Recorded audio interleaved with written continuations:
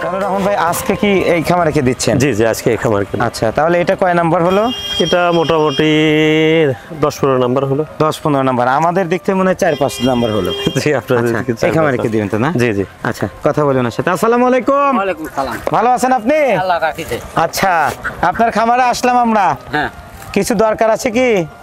দরকার এখন চৈত মাসের দিন মনে হয় খাদ্য দিতে পারছি না, একটু শর্ট আছে।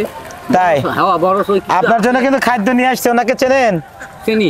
কিভাবে চেনেন? ওই বাচ্চা টাচ্চা ওনার কাছ থেকে আনা হয়। হ্যাঁ, আচ্ছা। ডিম এই হাঁসের ডিম লোক আসে, ওই লোকের ডিম দিই জানি। মানে ওনার হ্যাচাইতে লোক এসে ডিম নিয়ে যায়। হ্যাঁ হ্যাঁ, এভাবে ওনাকে চেনেন? চিনি। আচ্ছা, এই যে খাদ্য নিয়ে আসা হয়েছে আপনার জন্য, রহমান ভাই দেখে আমরা দিয়ে দিই। এটা হচ্ছে আপনার জন্য। কতগুলো হাঁস আছে আপনার? আমার হাঁস আছে বাচ্চা 6। রাখেন রাখেন। খুশি হয়েছেন কি আপনি? হ্যাঁ, আমি খুশি। এরকম উদ্যোগ হলে কেমন হয়? ভালো হয়। ভালো হয়। হ্যাঁ। আচ্ছা, আপনার জন্য আমাদের পক্ষ থেকে অনেক সাধুবাদ যে আপনি খামারের সাথে আছেন। কত বছর হলো খামার করেন তাও? খামার আমি মিলে ওই যে সালাম ভাইয়ের সাথে, ওরও আগে আমার খামার মনে তাই না? হ্যাঁ। আচ্ছা, ঠিক আছে, আমরা কথা বলবো আপনার সাথে। বিষয় হচ্ছে যে ওনাকে তো চেনেন, চিনি। ওনার একটি বাচ্চা উৎপাদনকারী প্রতিষ্ঠান আছে। আচ্ছা, উনি ওখান থেকে আপনাকে আজকে খাবার দিতে এসেছে, তাই তো রহমান ভাই? জি জি। আর কি জন্য এসেছেন একটু আপনি? ওনাদের সাথে আসলে একটু কুশল বিনিময়, ওনারা কেমন আছে, খামারটা কি অবস্থায় আছে, ওনাদের ভালো মন্দ এই জিনিসটা জানার জন্য আসলে একটা আন্তরিকতার ব্যাপারে এখানে। আচ্ছা, আজকে তাহলে আপনার 15 নাম্বার খামারে আপনি খাবার দিয়ে কুশল বিনিময় করতে আসছেন? জি জি। আচ্ছা আচ্ছা চাচা, আমি একটা কথা জানতে চাই, কি নাম আপনার? আব্দুল জলিল। আব্দুল জলিল চাচা। আপনি হাঁস খামার করেন কত বছর বললেন? 10 বছরের বেশি। আমি এই ফাঁসেতেই হাঁস খামার করি। হাঁস খামার করেন? হ্যাঁ। আচ্ছা, সেক্ষেত্রে কি প্রতিবারই ওনার কাছ থেকে আনা হয় বাচ্চা? হ্যাঁ, প্রথমে যখন শুরু করেন কেমন করে শুরু করলেন?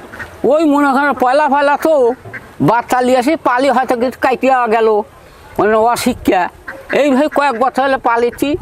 এখন তো অভিজ্ঞতা হয়েছে? হ্যাঁ, এখন অভিজ্ঞতা হয়েছে। আচ্ছা, এরকম যদি প্রতিটা হ্যাচারি মালিক এসে খাবার দেয়, কুশল বিনিময় করে, কেমন হয়? আমরা খুব খুশি। খুব খুশি হয়? খুব খুশি। আচ্ছা, শুধু খাবারটাই কিন্তু বিষয় না, উনি যে আসছে এটাও কিন্তু একটা বিষয়, তাই তো? হ্যাঁ হ্যাঁ। আচ্ছা, রহমান ভাই আজকের এই খামারটা কেমন দেখছেন? এখানে আসলে খামারটা যে অবস্থা আছে দেখতেই তো, সবচেয়ে বড় বিষয় হচ্ছে খামারগুলো আবদ্ধ অবস্থায় আছে এখানে। তারপরে ওনার খামারটা যে পরিস্থিতি আছে মাশাআল্লাহ অনেক ভালো আছে।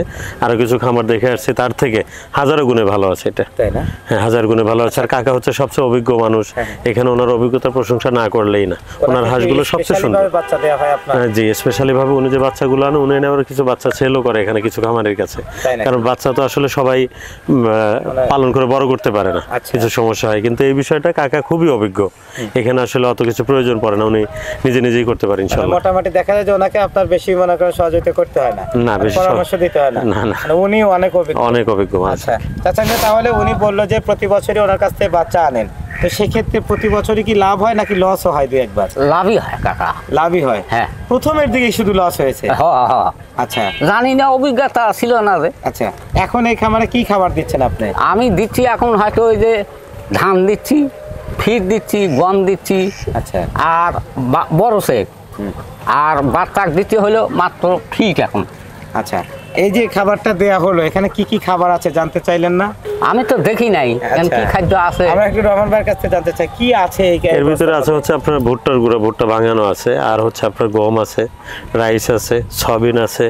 এগুলো মিক্সড করে একটা খাবার তৈরি করা হয়েছে। কয়টা উপাদান দিয়েছেন? এটা মোটামুটি তাও 6টা উপাদান আছে। কত খরচ পড়ে তাও এই 20 কেজি খাবারে? 20 কেজি খাবারে আছে মোটামুটি 1000-1,500 টাকার উপরে খরচা হয় আর কি। তাই না? তাহলে তো অনেক উন্নত মানের খাবার এটা। হ্যাঁ, মোটামুটি একটা জিনিস কি, এটা মনে করেন যে আত্মীয়তার মতো সম্পর্ক ওনাদের সাথে। আত্মীয় বাড়িতে আসছে, এখন একেবারে নর্মাল জিনিস তো আনা যায় না, ভালো কিছু তো অবশ্যই আনতে হবে। আপনারা বাচ্চা বিক্রি করেন ওনার কাছে, তো সেক্ষেত্রে আপনাদের লাভ হয়, তো ওনারা আপনার সাথে এত সম্পর্ক রাখে, ওনাদের লাভটা কোথায় হয়?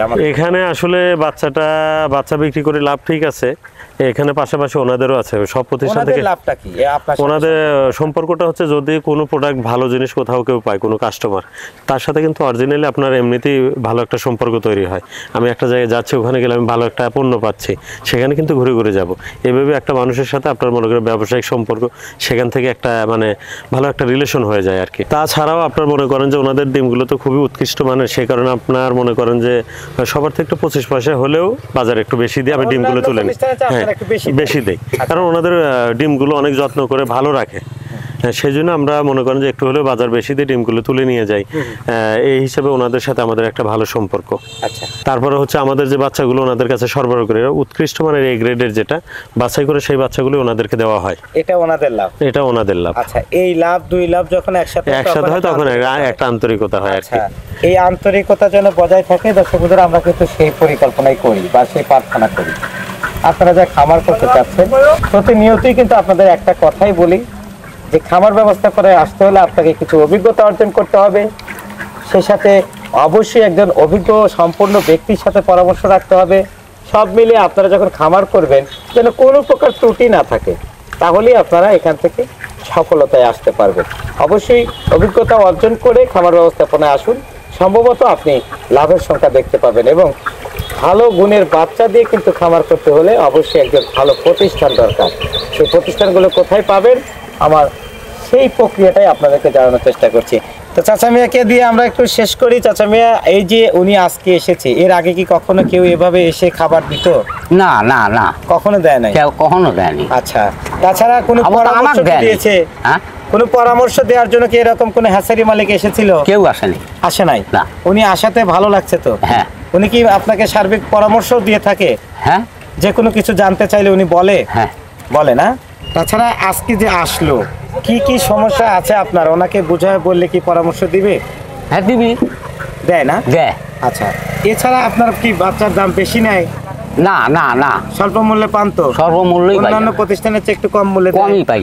আচ্ছা, ডিমের দাম বেশি দেয়? হ্যাঁ, ডিমের দামও বেশি দেয়। তাহলে সবকিছু আপনিই নিছেন, ওনাকে কি দিছেন বলেন? আমি কিচ্ছু দেইনি। ওনার সাথে একটা আন্তরিকতা আছে, এটাই পাওয়া ওনার। হ্যাঁ।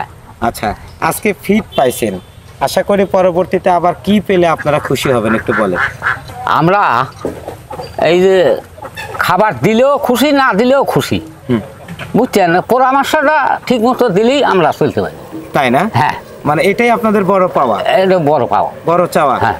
আর রহমান ভাই কেমন করে বলছে, একজন খামারিরা অভিজ্ঞ অনভিজ্ঞ সবাই কিন্তু চাই যে আসলে একজন সুপরামর্শকারী তার খামারে অ্যাক্টিভ থাকে। এই বিষয়টা আপনারা কেমন করে দেখেন? আসলে আমি আপনার সুপরামর্শের জন্য আলাদা একটা ছেলে করেছি। এখান থেকে প্রত্যেকটা খামারি সুপরামর্শ, ভালো যে পরামর্শটা সেটা অবিচলই পাবে, এবং এটার জন্য আমরা সবসময়ের জন্য অবিচল আছি। মানে সব দিক থেকে ভালো সব দিক থেকে পরামর্শ ভালো পেতে পারে। পরামর্শ পেতে পারে এখান থেকে ইনশাল্লাহ। আচ্ছা, আমরা একটু এই ঘরটা একটু এক বিষয়ে কথা বলতে চাই। চাচা মিয়া আসেন তো। এই যে এখানে রাখছেন যে এটাতে কি হাঁস রাখেন নাকি বাড়িতে নিয়ে যান? না না, এই হাঁস ওই যে ওখানে থাকে। ওই ঘরে থাকে? হ্যাঁ হ্যাঁ, হ্যাঁ, এই যে ঘরটা দেখতে পাচ্ছি। রাত্রে ওখানে থাকা। আচ্ছা, এখানে কি সারাদিনই রাখেন? হ্যাঁ। আর এইখানে এই জাল টানাচ্ছেন কেন, কি হয়? জালে যে হাঁস উঠে মনে কবিতর এসে খাদ্যগুলা খায়ালে, বুঝছেন? ও আচ্ছা আচ্ছা, কবিতর আসে, এসে হ্যাঁ। খাদ্যগুলা খায়। আচ্ছা, আমরা এখানে একটা বিষয় কিন্তু জানতে চাইলাম যে এই জালটা কেন দেওয়া হয়েছে। আমি মনে করছিলাম এখানেই হাঁসটা রাখা হয়।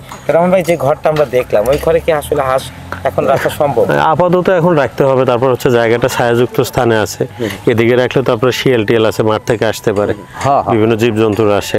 সেই হিসেবে ওই পারটা ভালো আছে, পানি আছে সামনে, ওই পারে তো আর পানি ডিঙে যাওয়া সম্ভব হয় না। আচ্ছা, আচ্ছা। এই ক্ষেত্রে ওই জায়গাটা ছেপ আর কি অনেক ভালো আছে। অনেক ভালো আছে। অনেক ধন্যবাদ চাচা মিয়া, ভালো থাকবেন। সেই সাথে রহমান ভাই, আপনার এই প্রক্রিয়াটা যেন অবিচল থাকে, আমি চাই ইনশাআল্লাহ চেষ্টা খামারিরা ভালো করব। থাকবে এবং অবশ্যই আপনাদের কাছ থেকে যেন সঠিক পরামর্শ পায়।